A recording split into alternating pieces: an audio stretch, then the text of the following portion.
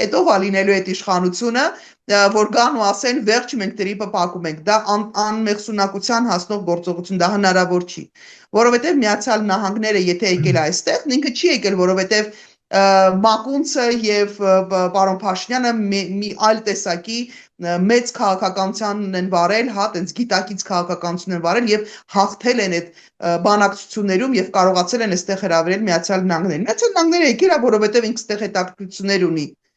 Այսինքն ով էլ որ լիներ իրանց տեղը, ինչպես ասում են, ուսապարկել լիներ իրանց տեղը դրած, միևնույն է Միացյալ Նահանգները այստեղ գալու էին։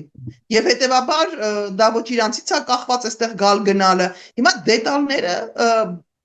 բանակցել է Նիկոլ Փաշինյան դետալներ թե չէ, ես վստահ եմ, որ չէր բանակցել, որովհետև իրան ընդհանրապես ինչ որ մի հատ թուղթ էր պետք, ինչ որ մի հատ ներկայություն էր պետք, ինչ որ մի հատ շարժ էր պետք, որպեսզի ինքը իր մոլորված լսարանին ցույց տար, թե ինչպեսի փառահեղ եւ անկրկնելի նախագահ, ինչ է, վարչապետ է Նիկոլ Փաշինյանը։ Այնպես որ